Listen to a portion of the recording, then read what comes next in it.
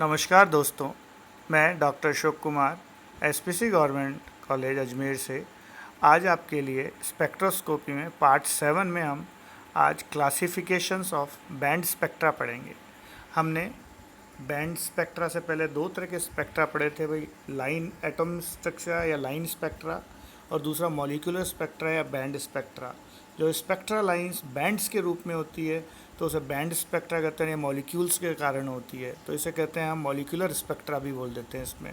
और ये क्लासिफिकेशन है मॉलिक्यूलर एनर्जी पे। जो आज हम करेंगे बैंड स्पेक्ट्रा का, वो करेंगे क्लासिफिकेशन किसके आधार पर? मॉलिक्यूलर एनर्जी के आधार पर। मॉलिक्यूल्स की कितनी एनर्जी है तो उसको हम समराइज करते हैं 3 पॉइंट्स के अंदर। पहला है हमारा रोटेशनल स्पेक्ट्रा। जो स्पेक्ट्रा रोटेशनल है वो स्पेक्ट्रा जो ट्रांजिशन होता है, मतलब जो स्पेक्ट्रा इसमें प्रोड्यूस होता है वो अराइजेज आता है इस तरह से लाइंस में बीच ट्रांजिशन होता है, वो रोटेशनल एनर्जी लेवल्स के कारण मॉलिक्यूल्स की, और वो गैसियस स्टेट में होते हैं molecules on absorbing certain radiations. दूसरा कहें कि इंफ्रारेड या माइक्रोवेव रीजन के अंदर जब मॉलिक्यूल कुछ स्पेक्ट्रा या एनर्जी को एब्जॉर्ब करता है तो उसके अंदर जो स्पेक्ट्रा जो ट्रांजिशन होता है एटम्स या मॉलिक्यूल्स का, जो स्पेक्ट्रा में मिलता है ट्रांजिशन के कारण, उसे रोटेशनल एनर्जी लेवल स्पेक्ट्रा बोलते हैं। और इस स्पेक्ट्रा के लिए बहुत ही कम अमाउंट की एनर्जी चाहिए होती है, very less amount of energy is needed, जो कि 0.05 इलेक्ट्रॉन वोल्ट में होती है एनर्जी। तो देख सकते हैं इस स्पेक्ट्रा के लिए, जो कि इंफ्रारेड और माइक्रोवेव रीजन में होता है, उसके लिए बहुत कम एनर्जी की आवश्यकता होती है। ये स्पेक्ट्रा मॉलिक्यूल्स वही दर्शाते हैं, यानी वही शो करते हैं जिनमें परमानेंट डाइपोल मोमेंट होता है। डाइपोल मोमेंट यानी इसके अंदर पोल्स होते हैं, इलेक्ट्रोनेगेटिव डिफरेंस होता है। एग्जांपल लेते हैं HCl, H और Cl। इसका इलेक्ट्रोनेगेटिविटी नेगेटिव और ये पॉजिटिव, तो इसमें दो पोल्स हो गए, नेगेटिव और पॉजिटिव।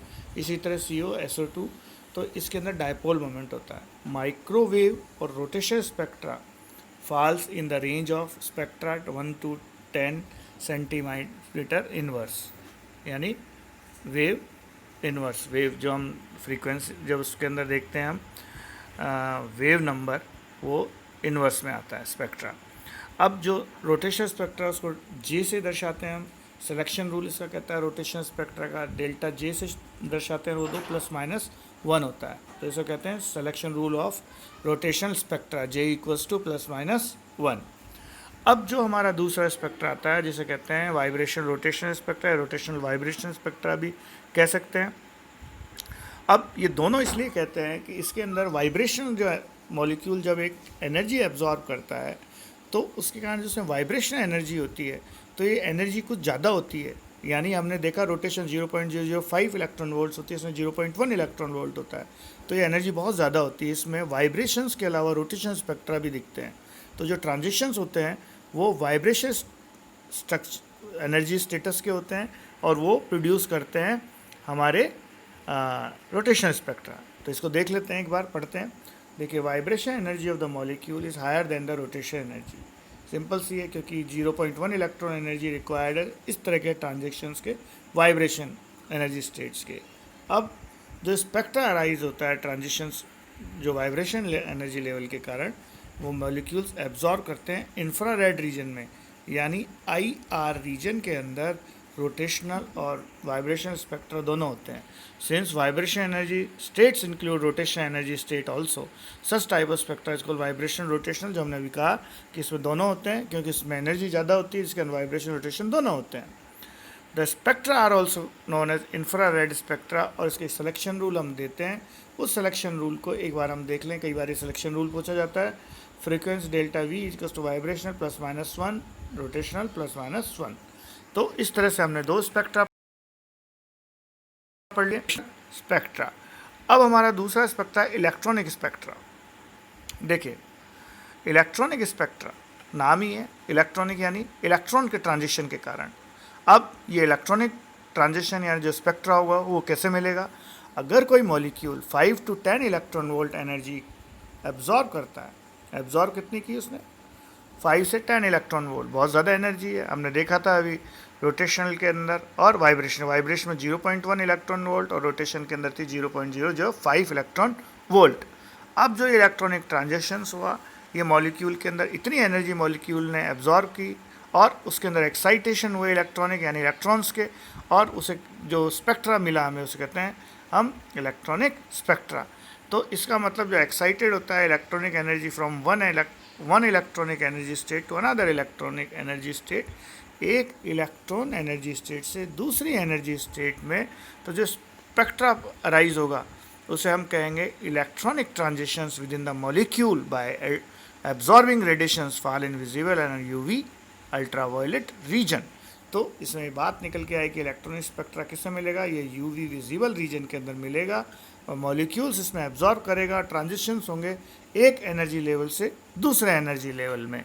तो इस तरह के स्पेक्ट्रा को जो मिलेगा यूवी विजिबल स्पेक्ट्रा कहते हैं। Since electronic transitions also involve vibrational and rotational transitions, हमने कहा इतनी 5 से 10 इलेक्ट्रॉन वोल्ट एनर्जी है, अगर इतनी एनर्जी होगी इसके साथ वाइब्रेशन रोटेशन भी होंगे तो जो स्पेक्ट्रा मिलेगा वो थोड़ा कॉम्प्लिकेटेड हो जाएगा। तो इसलिए बोलेंगे विजिबल अल्ट्रावायलेट स्पेक्ट्रा और UV visible spectra, UV visible spectra. तो इस तरह से हमारा ये स्पेक्ट्रा प्राप्त होता है। अब हम एक बार इसका रिकैप कर लेते हैं दोबारा। देखिए, जो क्लासिफिकेशन है बैंड स्पेक्ट्रा का 3 में होगा, रोटेशन स्पेक्ट्रा, वाइब्रेटर और इलेक्ट्रॉनिक स्पेक्ट्रा। इनका जो क्लासिफिकेशन है वो किस पे, मॉलिक्यूलर एनर्जी पे है, और जो बैंड्स मिलेंगे वो मॉलिक्यूलर या बैंड स्पेक्ट्रा होगा। ये हमारा बैंड स्पेक्ट्रा। रोटेशन स्पेक्ट्रा का कि रोटेशन के कारण होता है ट्रांजिशन। रोटेशन कब होते हैं, आईआर माइक्रोवेव रीजन के अंदर, जब एनर्जी 0.05 इलेक्ट्रॉन वोल्ट की होती है तो मॉलिक्यूल परमानेंट डायपोल मोमेंट वही शो करते हैं, delta J is equals to +-1, ये इसका सिलेक्शन रूल है।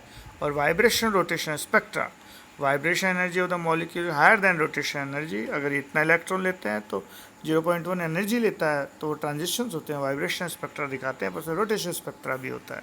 इसलिए हम रोटेशन वाइब्रेशन स्पेक्ट्रा, ये इंफ्रारेड रीजन है, पहला हमने कहा था, पहला स्पेक्ट्रा होता है ये इंफ्रारेड ऑफ माइक्रोवेव रीजन में होता है, दूसरा हमारा इंफ्रारेड रीजन में। बाकी यूवी विजिबल में इलेक्ट्रॉनिक स्पेक्ट्रा जो मिलता है, जो यूवी विजिबल स्पेक्ट्रा कहते हैं, और इसमें रोटेशन भी होता है, वाइब्रेशन स्पेक्ट्रा भी होता है। तो इस तरह से आज हमने बैंड स्पेक्ट्रा, हमने इस टॉपिक को कंप्लीट किया, क्लासिफिकेशन बैंड स्पेक्ट्रा।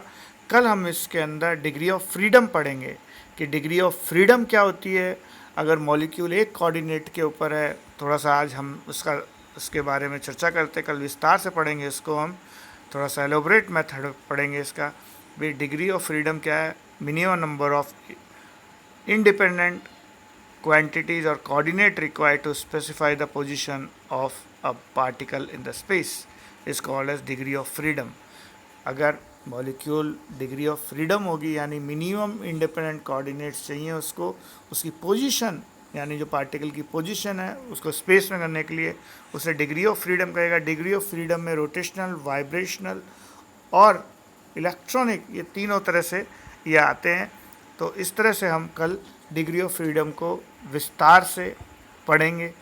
धन्यवाद, थैंक यू।